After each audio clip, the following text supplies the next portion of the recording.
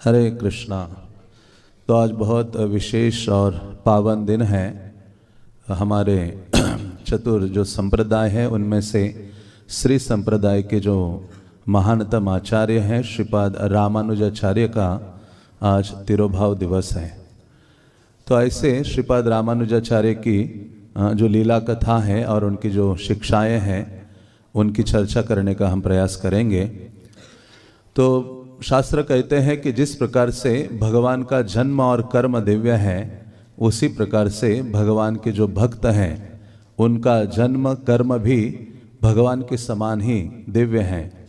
तो इसलिए श्रील प्रभुपाद कहा करते थे कि यदि कोई व्यक्ति वैष्णवों के चरित्र को पढ़ता है, वैष्णवों के चरित्र की चर्चा करता है, सुनता है, तो निश्चित रूप से उस व्यक्ति को भगवान का शुद्ध भक्त बनने का सुअवसर प्राप्त होता है, केवल इतना करने मात्र से। ये चर्चा श्रील प्रभुपाद जी जब ध्रुव महाराज का आख्यान श्रीमद् भागवतम में वर्णित करते हैं तो उस आख्यान के तात्पर्य में वैष्णव की चर्चा करने की जो महिमा है उसका वर्णन श्रील प्रभुपाद करते हैं। और बल्कि प्रभुपाद जी श्रीपाद रामानुजाचार्य को कई स्थानों में उद्धृत करते हैं। भगवत गीता में भी जब सनातन की व्याख्या करते हैं तो प्रभुपाद जी रामानुजाचार्य को वर्णित करते हैं। और जब भी जहाँ भी दया की भावना की बात आती है तो श्रील प्रभुपाद जी रामानुजाचार्य का वर्णन करते हैं कि किस प्रकार से श्रीपाद रामानुजाचार्य ने स्वयं नरक जाने के लिए तत्पर हो गए, लेकिन दूसरों के हित के लिए भगवान नाम या भगवान मंत्र है वो प्रदान करने के लिए तत्पर थे। इसलिए हमारा जो संप्रदाय है, जो हम गौड़िया वैष्णव है, बल्कि हम मध्व संप्रदाय के अनुगत हैं या वहाँ से ही हमारी धारा आगे बह रही है, लेकिन देखा जाए तो अधिकतर जो शिक्षा है, अधिकतर हमारा आचरण आदि का जो साम्य है वो श्री संप्रदाय से मिलता जुलता है। इसी कारण से क्योंकि ज़्यादातर जो चीज़ें हैं, दीक्षा विधि आदि है, ये सब हमारे संप्रदाय में श्रील भक्ति सिद्धांत सरस्वती ठाकुर ने श्री संप्रदाय से सीखी और यहाँ लागू की। तो ऐसे भक्ति सिद्धांत सरस्वती कई बार दक्षिण भारत जाते थे, श्रीरंगम जाते थे, रामानुजाचार्य का जो बर्थ प्लेस है वहाँ जाते थे। बल्कि एक बार भक्ति सिद्धांत सरस्वती ठाकुर ने कहा था कि मैं यदि कोई मेरा जो शिष्य है अपना भगवत भजन पूरा नहीं कर पाता तो ऐसे शिष्य को भगवत धाम ले जाने के लिए मैं फिर से जन्म ग्रहण करूंगा और जन्म ग्रहण करके दक्षिण भारत में प्रचार करूंगा। प्रचार ही नहीं करूंगा बल्कि चैतन्य महाप्रभु ने जहाँ जहाँ दक्षिण भारत में भ्रमण किया है उस सब स्थानों में चैतन्य महाप्रभु की जो पाद पीठ है, चरण कमल है, उनकी स्थापना करूंगा।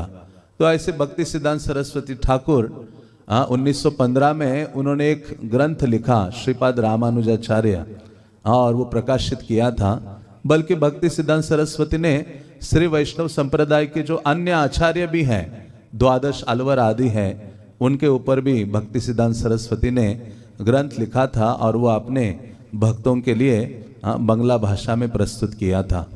तो ऐसा ये जो संप्रदाय है और हमारे आंदोलन में जो प्रभुपाद ने शिक्षाएं दी हैं, इनका अधिकतर साम्य रामानुजाचार्य का संप्रदाय से मिलता जुलता है।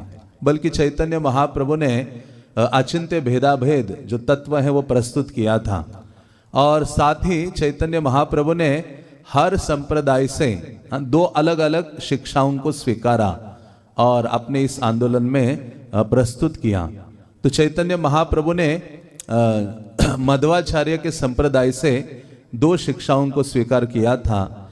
एक था केवल अद्वैत खंडन और दूसरा था श्री विग्रह की नित्य सेवा। तो मध्वाचार्य के संप्रदाय में ये दो चीजें बहुत प्रमुख हैं।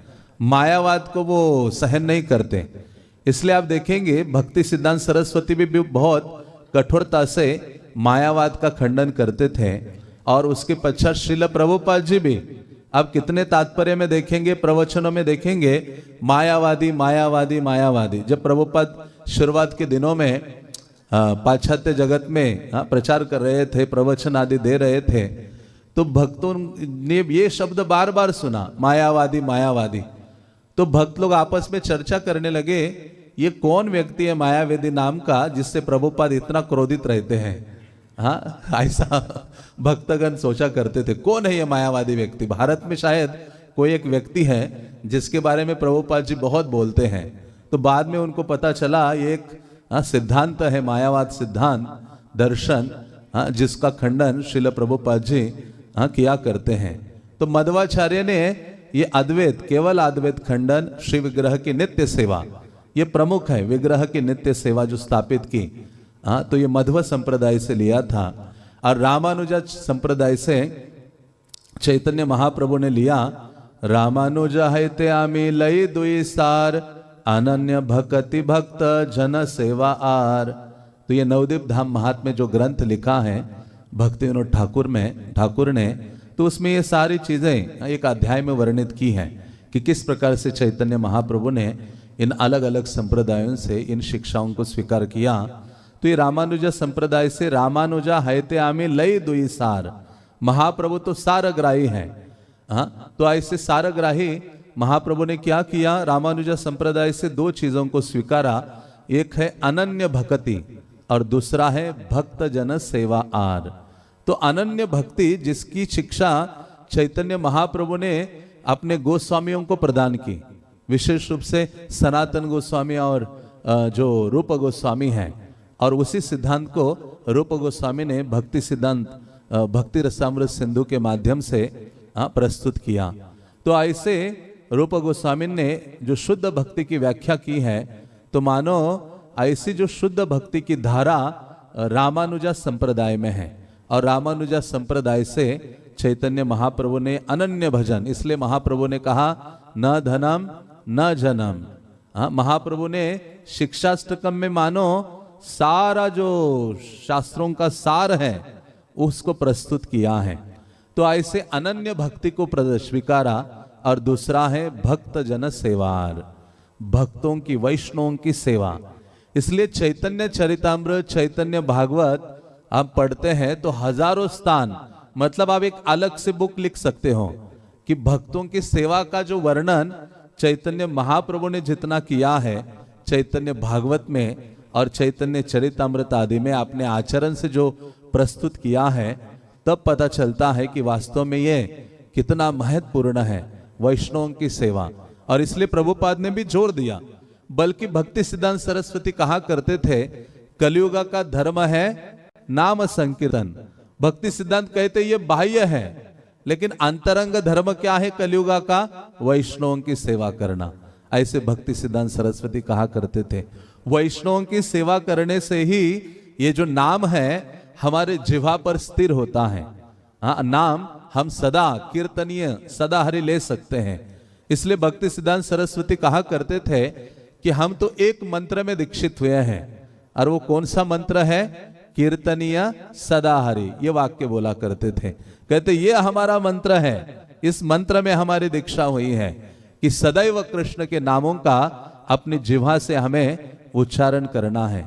तो ऐसे चैतन्य महाप्रभु ने अनन्य भक्ति और भक्तों की जो सेवा है इसको स्वीकारा था श्री संप्रदाय से। और श्री संप्रदाय में उनके आचार्य भी इतने अद्भुत, इतने शक्ति संपन्न हुए हैं, और उनके आचरण से ये विनम्रता की और वैष्णव सेवा का जो सिद्धांत है वो प्रकट रूप से हमें दिखाई देता है।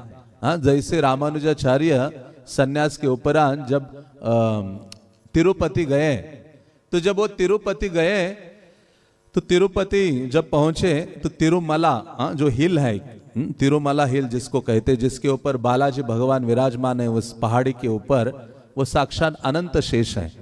तो रामानुजाचार्य वहां गए, तो रामानुजाचार्य आए हैं तो उनका स्वागत करने के लिए जो अनंत अलवर है, अनंत अलवर नहीं शैलपूर्ण, जिनको तिरुमल नंबी भी कहा जाता है, तो ऐसे शैलपूर्ण उस संप्रदाय की एक महान आचार्य थे।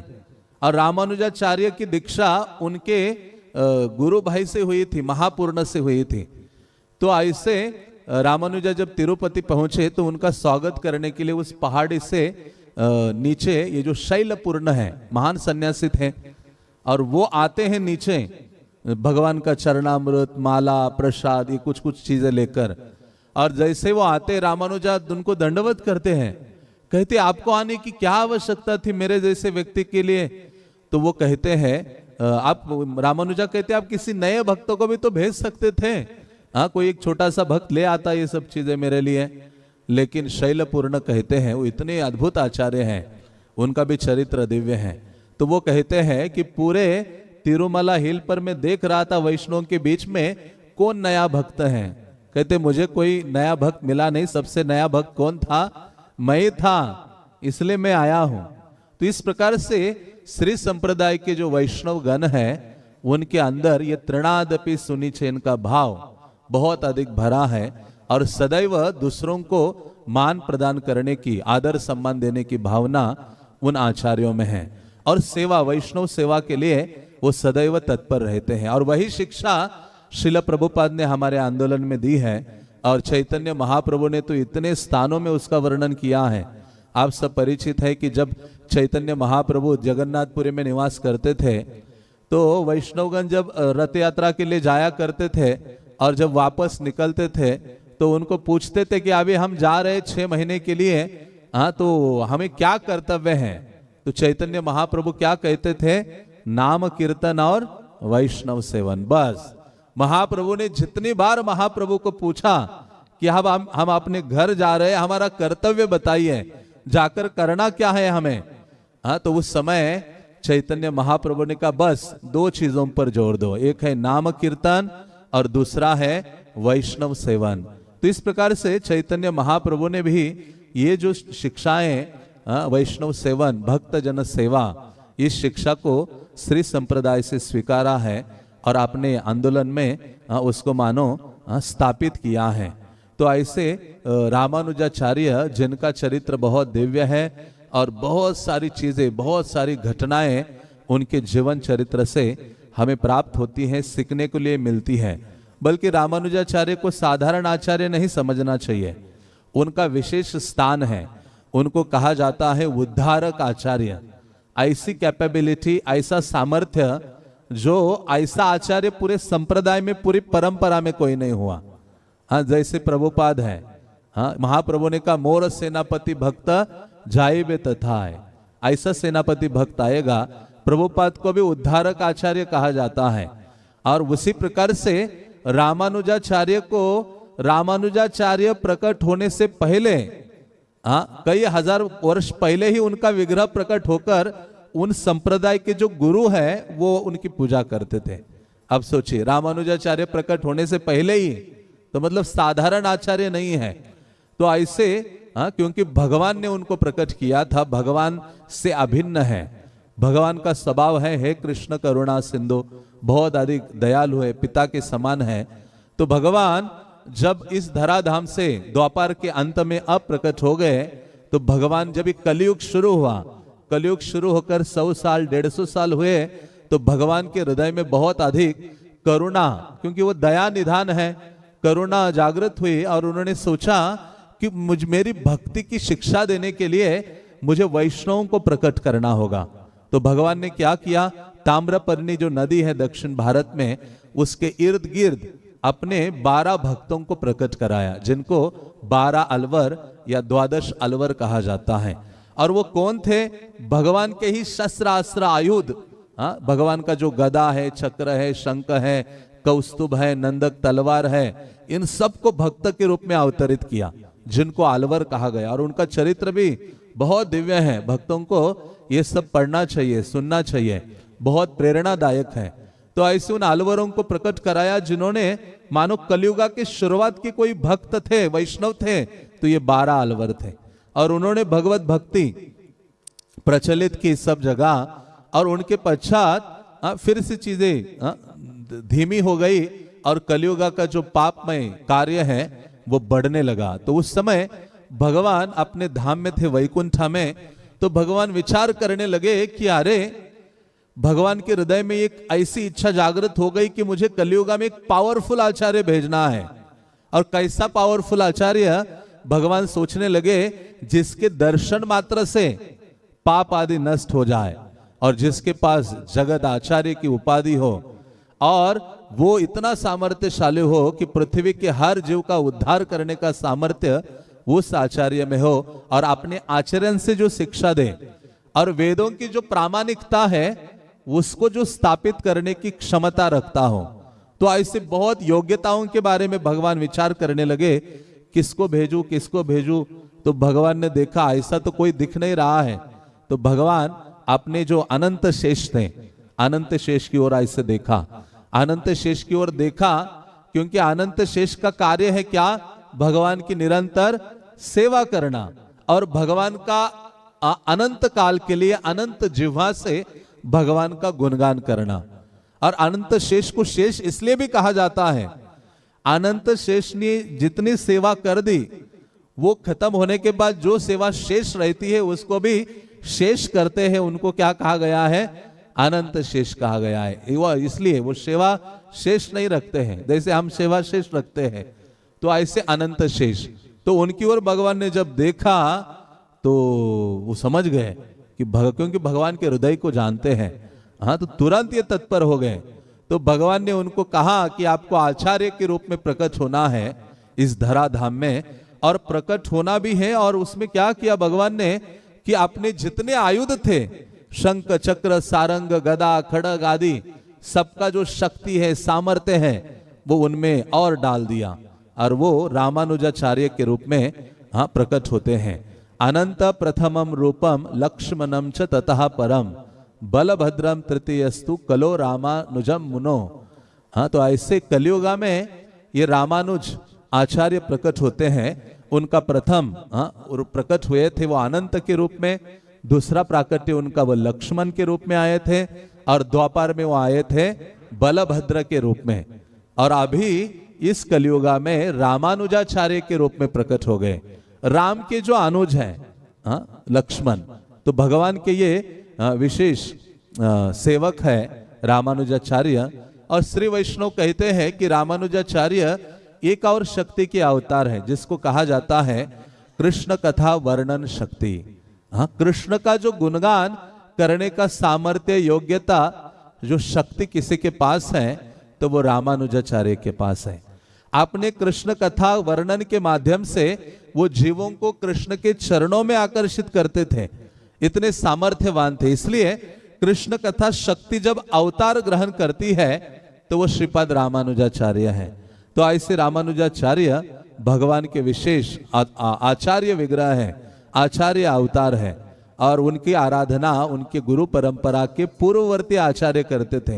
हाँ, जिसका वर्णन आता है कि कलियुगा के शुरुआत में जैसे मैंने कहा 12 अलवर प्रकट हुए थे, उनमें 11 पुरुष रूप में थे और एक स्त्री रूप में थी, अंडाल या गोदा देवी जिनको कहा जाता है। तो ऐसे उन अलवरों में नम्मा अलवर प्रमुख अलवर थे, और इन 12 अलवरों ने 11 अलवरों ने भगवान का गुणगान किया, भगवान की सेवा पूजा की। लेकिन उनमें एक अलवर थे जिनका नाम था मधुर कवि अलवर। अलवर शब्द का अर्थ क्या है? जो कृष्ण भावना में पूर्ण रूपेण डूबा हुआ है उसको क्या कहा जाता है?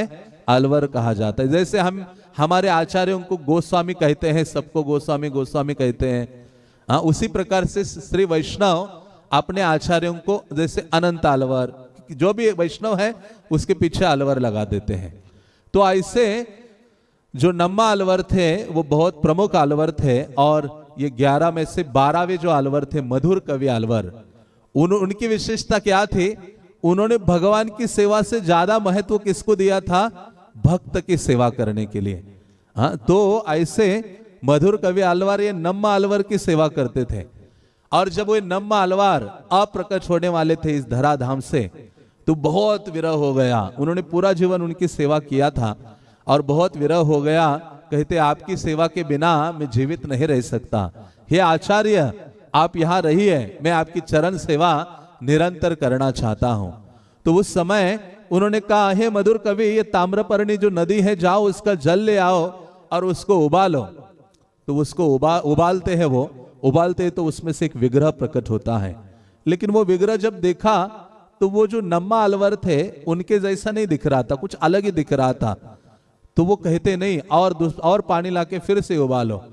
तो वो जो विग्रह प्रकट हुआ था वो विग्रह नम्मालवर अपने पास लेते हैं। और दूसरी बार जब जल लाया तो उबाला तो उसमें से विग्रह प्रकट हुआ, 12 में से एक अलवर नम्मा अलवर का विग्रह प्रकट हो गया।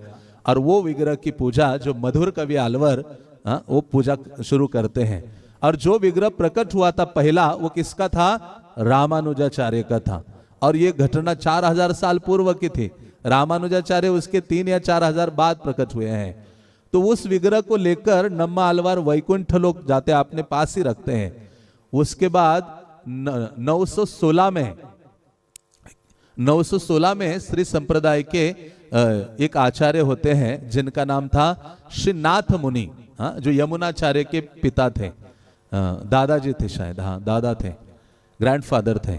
तो ऐसे नाथ मुनि जब प्रकट हुए और नाथ मुनि ने इन अलवरों की शिक्षाओं को एकत्रित किया और नम्मा अलवर का जो प्राकट्य स्थली है उस स्थान में गए, उनको प्रार्थना की और उन्होंने कहा आप मुझे कृपा कीजिए ताकि अलवरों की शिक्षा को मैं एक साथ प्रस्तुत कर सकूं जो विलीन हो रही है।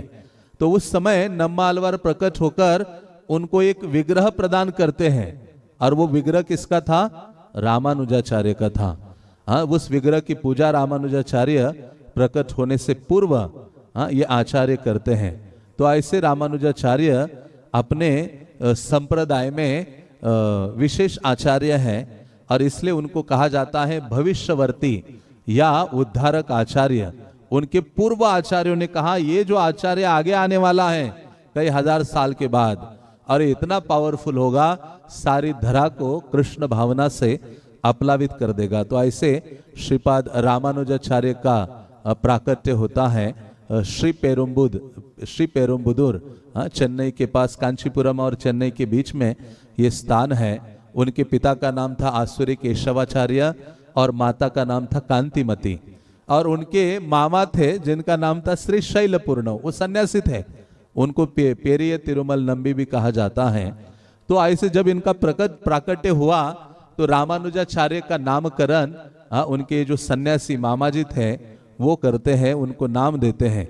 बल्कि इनके जो माता पिता थे कई सालों से उनको कोई संतान नहीं हो रही थी, तो वो भगवान, चेन्नई में एक मंदिर है जिनको कहा जाता है पार्थ सारथी मंदिर, आप गए हो तो, हम गए कई बार, तो वहां कृष्णा है और अर्जुन है, लेकिन वहां जो कृष्ण है उनके ऐसी बड़ी बड़ी मूछें हैं और उनकी आराधना होती है। तो रामानुजाचार्य के माता पिता उनकी सेवा के लिए जाते थे, उनकी प्रार्थना करते थे और कहा करते थे कि हमें एक आचार्य आप जैसा ही पुत्र चाहिए। तो भगवान के इस आचार्य के रूप में प्रकट होते हैं और रामानुजाचार्य बाल्यकाल से ही वैष्णव सेवा करने के लिए बहुत समर्पित थे। रामानुजाचार्य जैसे जैसे बड़े हो गए और थोड़े से युवा थे तो उनके निकट एक आचार्य वैष्णव थे जिनका नाम था कांचीपूर्ण। तो ऐसे जो कांचीपूर्ण थे रोज जाते थे उनके सामने से भगवान वरदराज की सेवा करने के लिए कांचीपुरम नामक शहर में, जहाँ बड़ा देवालय है। तो ऐसे इतने प्रसिद्ध भक्त थे वो और बहुत विनम्र थे, ब्राह्मण परिवार में उनका जन्म नहीं था। तो रामानुजाचार्य कहते हैं कि आप आइए मेरे घर में प्रसाद लेने के लिए और मुझे आपकी चरण सेवा का सौभाग्य प्रदान कीजिए। तो कांचीपूर्ण कहते कि हे रामानुजा, तुम तो बड़े उच्च ब्राह्मण हो, मैं तो ब्राह्मण भी नहीं हूँ, नीच जन्म मुझे मिला है और ये शुभ नहीं है, अशुभ है मेरे जैसे व्यक्ति की तुम सेवा करोगे, मेरे जैसे व्यक्ति को तुम भोजन अर्पित करोगे। तो रामानुजाचार्य कहते हैं कि यदि मैं आप जैसे आचार्य या वैष्णव की सेवा नहीं करूंगा तो मेरा जन्म लेना व्यर्थ है, मेरा जन्म अशुभ होगा, आप जैसे भक्त की सेवा नहीं करूंगा। तो उन्होंने कहा रियल ब्राह्मण वो होता है जो विष्णु की सेवा के लिए पूर्ण रूपेण समर्पित होता है, और जो भगवान की सेवा के लिए पूर्ण रूपेण समर्पित है ऐसा व्यक्ति ब्राह्मण से भी हजारों गुना श्रेष्ठ है। हे कांचीपूर्ण, आप हजारों ब्राह्मणों से भी श्रेष्ठ हैं और मुझे आपकी सेवा करने का सुअवसर प्रदान कीजिए। तो उस समय उनकी आयु केवल 15 साल की थी। ऐसे रामानुजाचार्य रहे और उनकी जब 16 साल की आयु हुई उनके पिता का देहांत हो जाता है और माता उनका विवाह कर देती है, उनकी पत्नी का नाम रक्षा कंबल था। और ऐसे रामानुजाचार्य अपने छोटा सा जो गांव था वहां रहते हैं, लेकिन शिक्षा प्राप्त करने के लिए कांचीपुरम जो शहर है उसमें जाकर निवास करने लगते हैं। और उस शहर में एक शिक्षक थे जिनका नाम था यादव प्रकाश। उस यादव प्रकाश इतने उनका एक विद्यालय था और बहुत प्रसिद्ध थे, लेकिन मायावादी थे। रामानुजाचार्य शास्त्रों की शिक्षा, ग्रामर आदि की शिक्षा उनसे प्राप्त करते हैं। और जब ऐसे प्राप्त कर रहे थे शिक्षा, तो एक दिन उनके ये जो शिक्षक है यादवाचार्य यादव प्रकाश, वो बैठे थे और उनके शिष्यगण उनकी मालिश वगैरह कर रहे थे और रामानुजाचार्य पेट की मालिश कर रहे थे। और एक भक्त उनका जो एक शिष्य था यादव प्रकाश का, उन्होंने कहा कि तुम क्या करो, छांदोग्य उपनिषद से जो पहला अध्याय है उसके श्लोक पढ़ो, मैं उनकी व्याख्या करूंगा। तो वो एक शिष्य स्टूडेंट पढ़ने लगा और ये व्याख्या करने लगे। उसमें एक श्लोक आया, तस्य यथा कप्यासम पुंडरीकमेव अक्षिणी। तो जिसकी वो व्याख्या करने लगे, जिसमें वर्णन था कि भगवान की आंखें कैसी हैं। तो ये जो यादव प्रकाश है वो व्याख्या करते हुए कहने लगे, क्योंकि कप्यासम, कपि का अर्थ होता है बंदर, तो वो कहने लगे अप्यासम कि जो बंदर का जो पिछवाड़ा है उसकी जो लालिमा है उसके समान भगवान की क्या है, आंखें हैं। रामानुजा इधर उनका मालिश कर रहे थे, तो ऐसा जब वचन सुना, रामानुजाचार्य की आंखों से आंसू टपकने लगे और गर्म आंसू थे। और वो जब आंसू कहते, कैसी व्याख्या कर रहा है, ये कैसा व्यक्ति है, भगवान जो कमल नयन है, उनकी व्याख्या इस प्रकार से वो कर रहे हैं। तो इनको बहुत ऐसे रोने लगे और आश्रुपात हो रहा था, तो उनके शरीर में आंसू गिरे। उनके जो शिक्षक थे यादव प्रकाश, जैसे गिरे तो उन्होंने कहा, अरे रामानुजा क्या हो गया? कहते, ये जो आप व्याख्या कर रहे हो ये ठीक नहीं है। तो उनको गुस्सा आया, मेरा स्टूडेंट होकर मुझे सिखा रहे हो, तो आप बताओ सही व्याख्या क्या है। तो वो कहते हैं कि कपि का अर्थ है, आपने तो बंदर लिया, लेकिन कपि का अर्थ है कम जलम पिबंती। कपि का अर्थ एक ये भी होता है कि जो कमल है और जब सूर्य के नीचे होता है तो वो क्या करता है, खिलता है। तो उसी प्रकार से सूर्य के नीचे कमल खिलता है, उसी प्रकार से भगवान की आंखें उस कमल के समान है। तो बाकी जो स्टूडेंट्स थे वो आनंदित हो जाते हैं, आश्चर्यचकित हो जाते हैं रामानुजाचार्य की ये जो विशेष व्याख्या से। लेकिन उनका ये जो शिक्षक है बहुत गुस्सा हो जाता है और बहुत ईर्ष्या और द्वेष रामानुजाचार्य से होती है। और वो सोचता है कि सारे स्टूडेंट मेरी आज्ञा का पालन कर रहे हैं, ये जो रामानुजा है इसको हमेशा हमेशा इससे छुटकारा पाना है।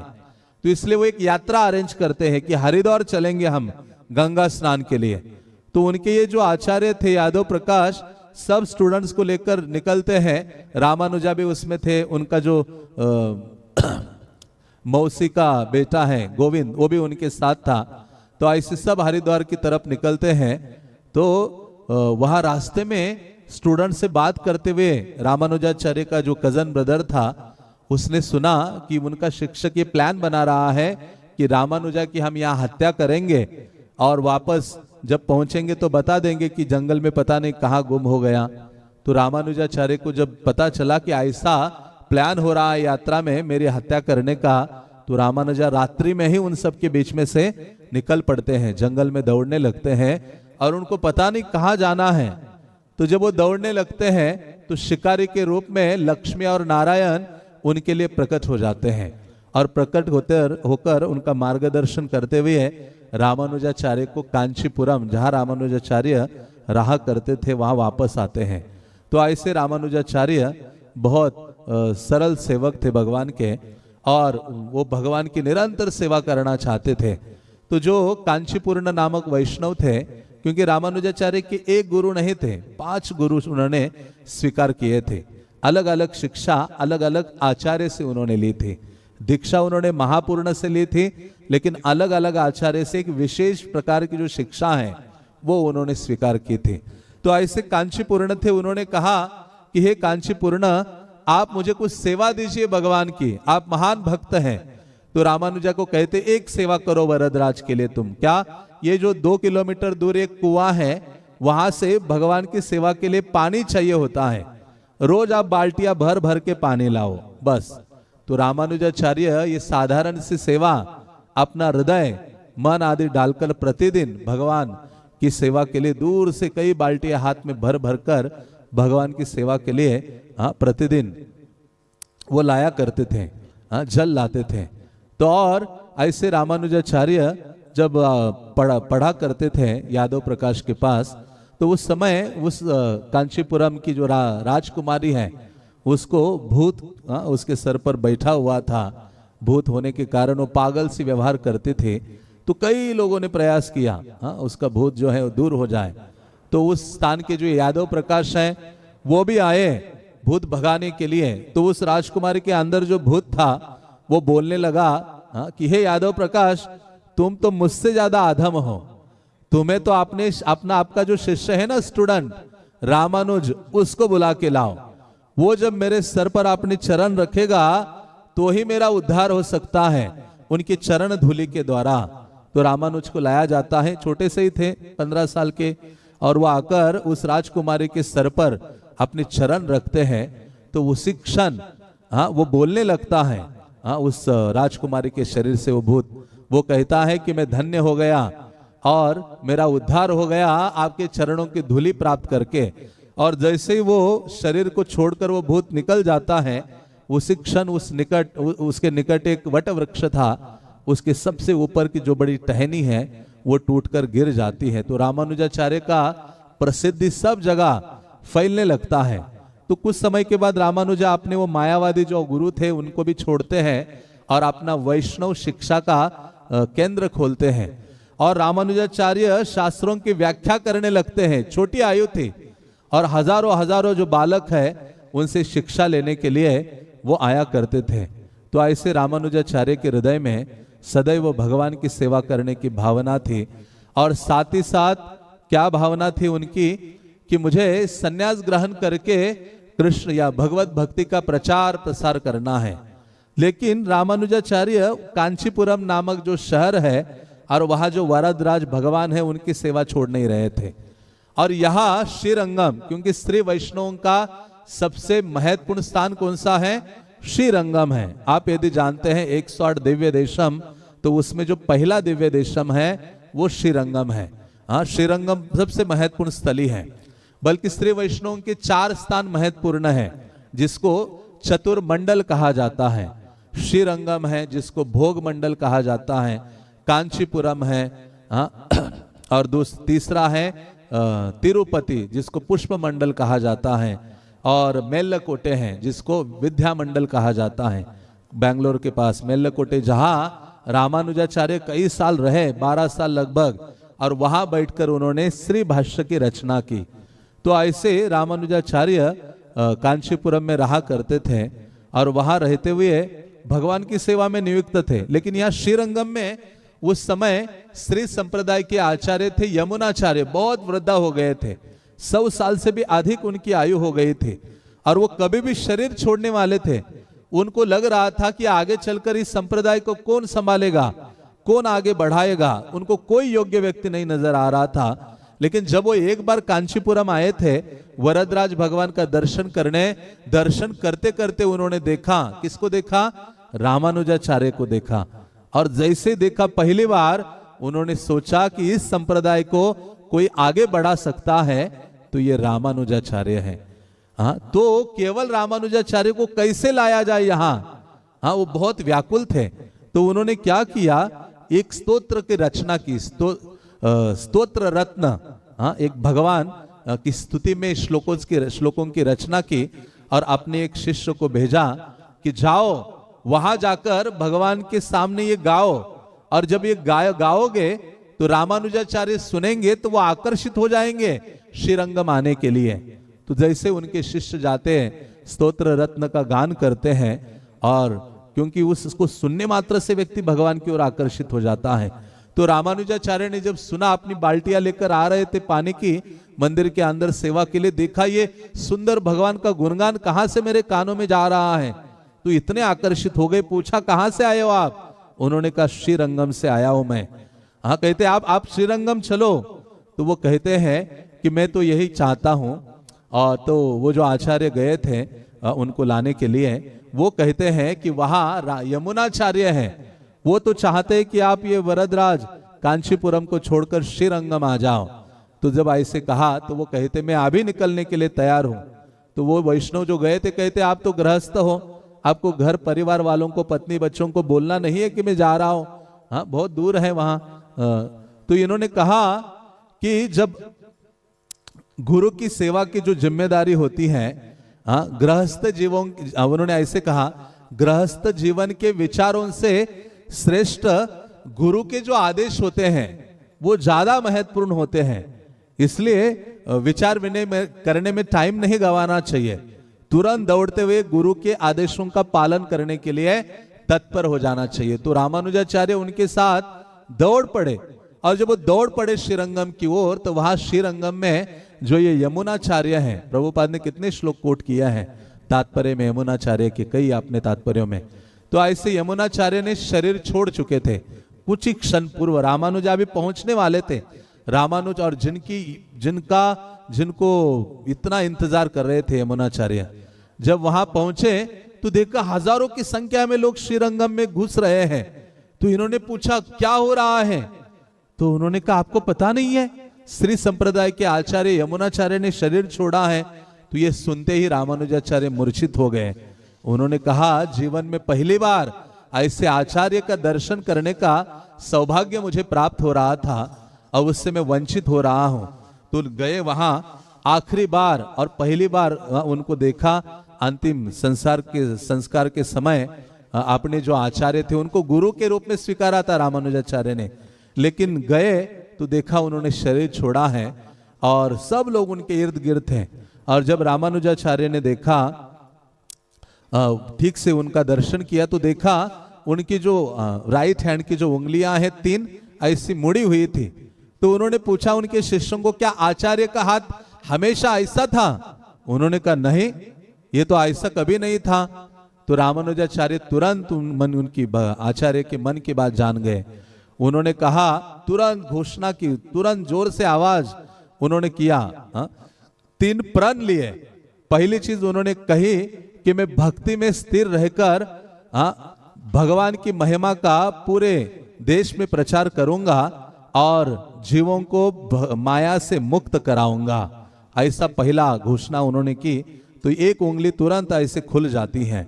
और दूसरी घोषणा उन्होंने की कि विष्णु के परे कोई अन्य सत्य नहीं है, ये मैं स्थापित करूंगा और वेदांत सूत्र पर श्री भाष्य की रचना करूंगा।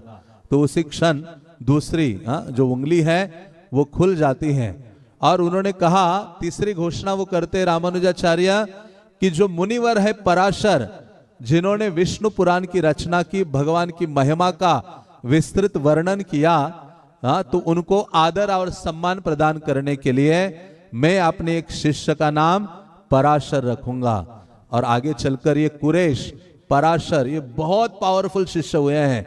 मतलब इन शिष्यों का चरित्र भी आप पढ़ते हैं तो आपके रोंगटे खड़े हो जाएंगे कि कितना समर्पण रामानुजाचार्य के लिए है, भगवत सेवा के लिए है।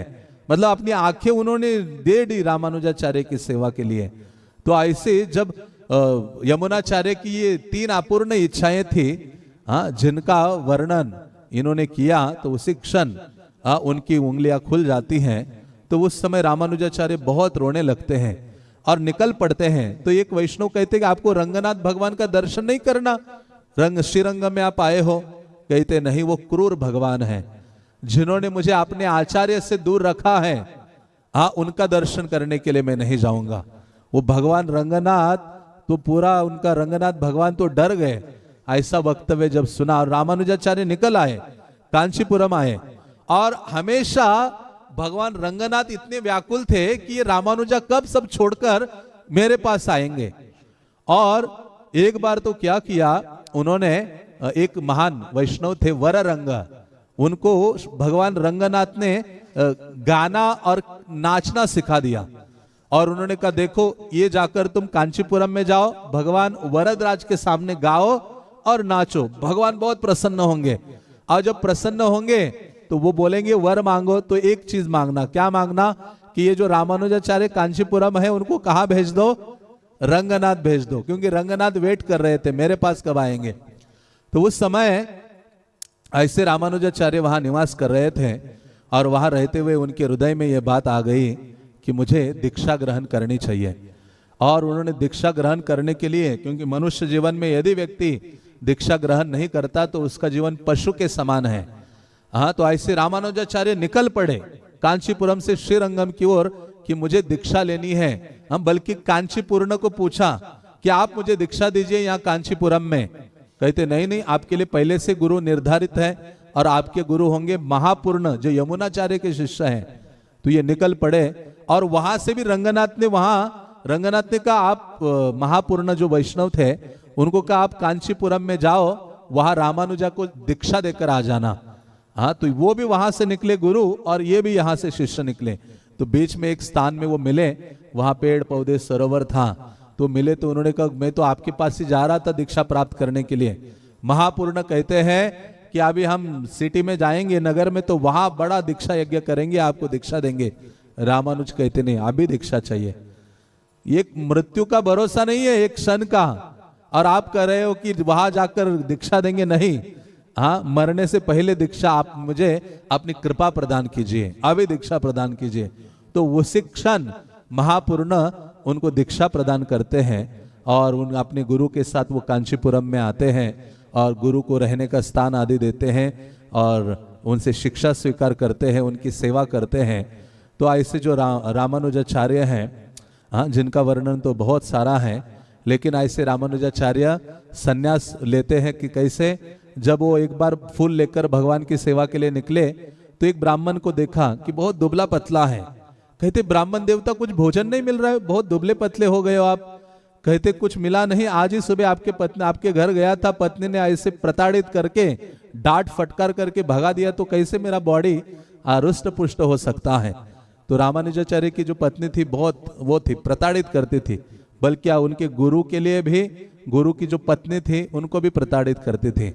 तो ये जो ब्राह्मण था उनको रामानुजाचार्य ने पत्र दिया, कहा ये लेटर लेकर मेरे पत्नी के पास जाओ और उसको बोलो कि मैं मैके से आया हूं, ये पत्र आपके लिए भेजा है। और जब वो ब्राह्मण के पास रामानुजाचार्य ने लेटर लिख के दिया, वो ब्राह्मण रामानुजा के घर में गया, पत्नी को दिया और पढ़ा कि मैं आपके वहां से मैके से आया हूं, आपकी बहन की शादी है, आपको घर बुलाया है पिताजी ने सहायता के लिए। तो जब ये देखा मेरे मैके से ब्राह्मण आया, उसको खिलाया पिलाया, गर्म पानी दिया और फिर रामानुजाचार्य आए। कहते अच्छा आपको बुलाया है, आप शीघ्र आप भी चले जाओ इस ब्राह्मण के साथ। और अपनी पत्नी को भेज दिया मैके। रामानुजाचार्य तुरंत मार्केट में जाते हैं, सैफ्रॉन वस्त्र, गेरुवे वस्त्र खरीद लेते हैं और गेरुवे वस्त्र खरीद करके सीधा भगवान वरदराज जो है, चतुर्भुज हैं, आप जाएंगे कांचीपुरम, भगवान का एक हाथ ऐसा है, वरदराज, वर देने के लिए राजा है, और उनके हाथ में लिखा है मां शुचः, डरो मत, ये शब्द लिखे हैं। तो उनके पास गए और जब बाहर भगवान से ही उन्होंने सन्यास ले लिया और सन्यास लेकर बाहर आए तो नाम कौन देगा।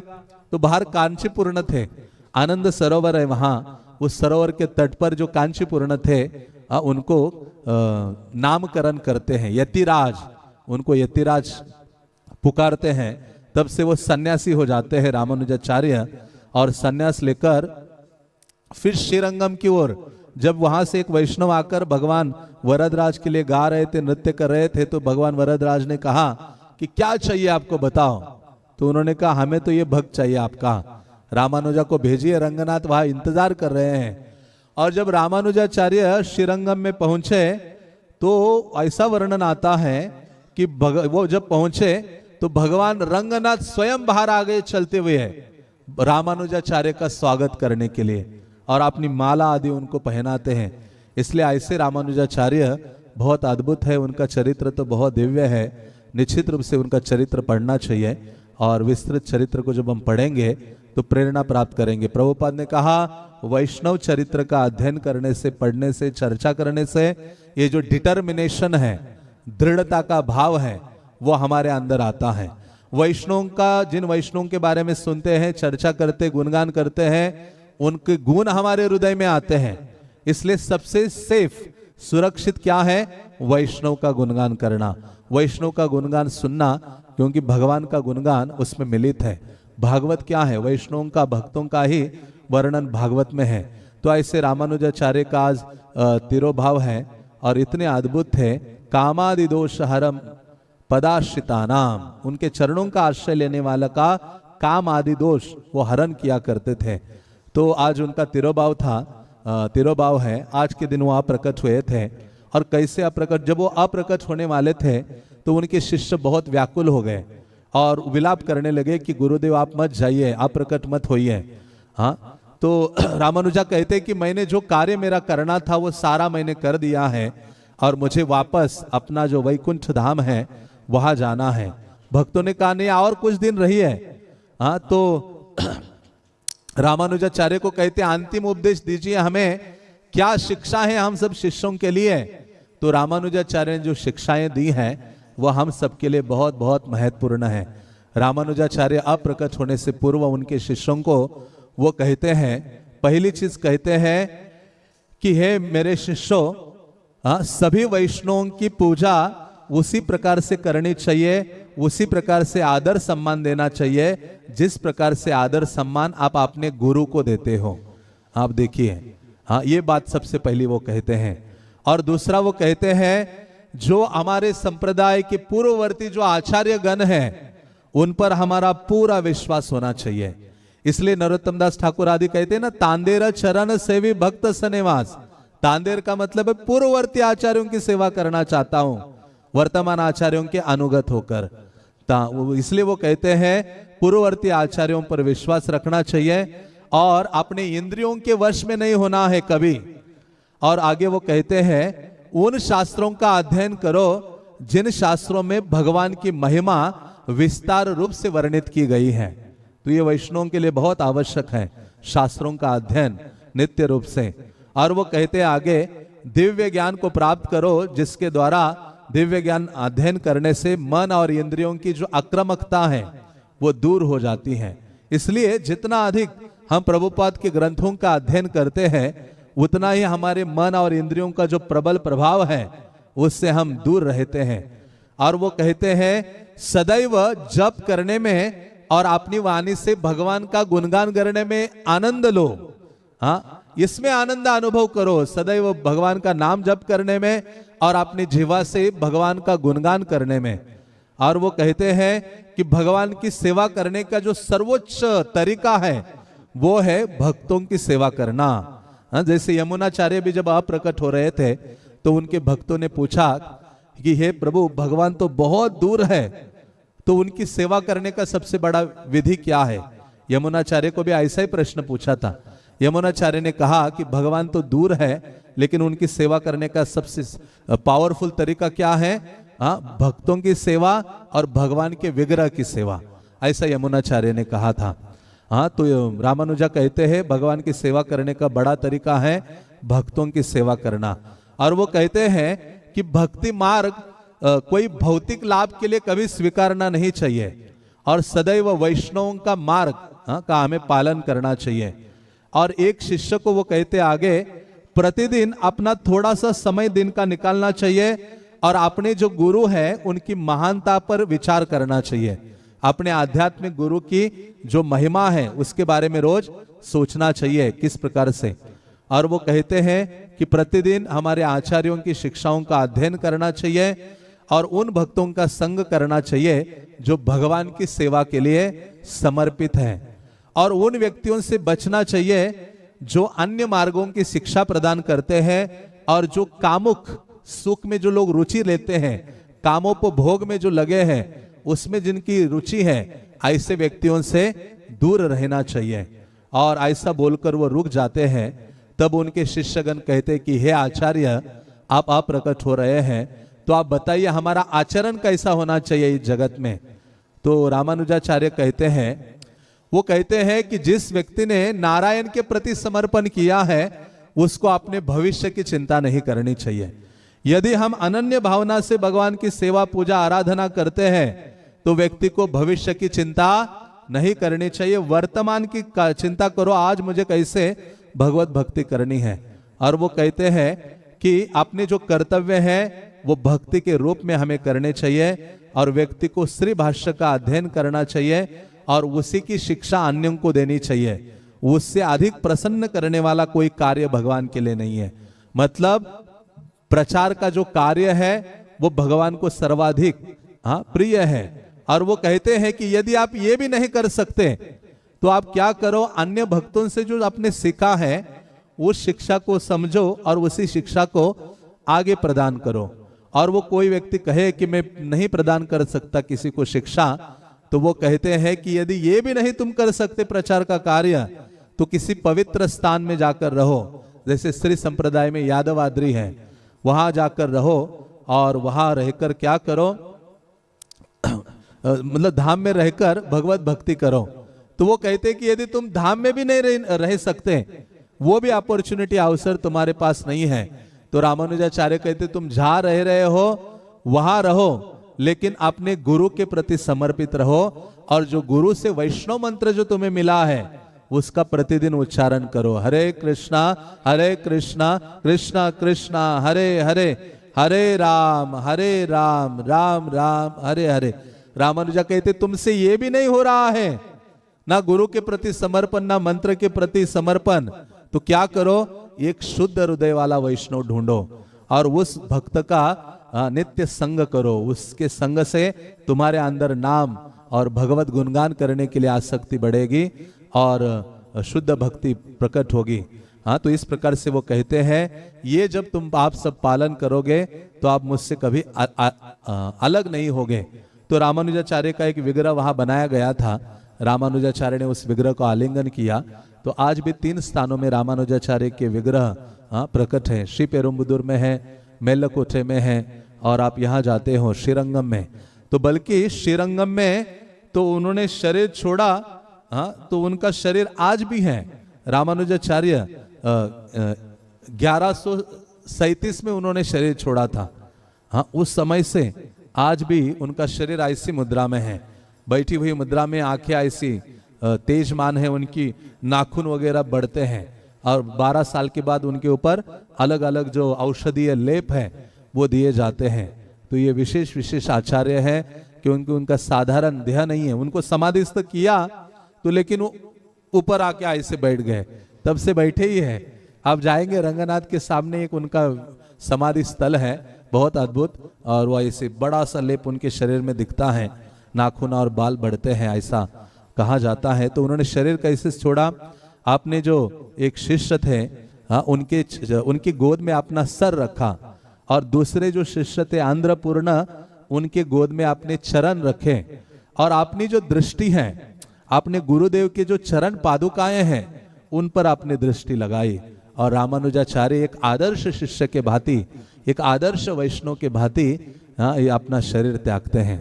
जैसे हरिदास ठाकुर ने छोड़ा था, मानो चैतन्य महाप्रभु को मुख कमल को देख रहे थे। तो इस उसी प्रकार से ऐसे रामानुजाचार्य हैं।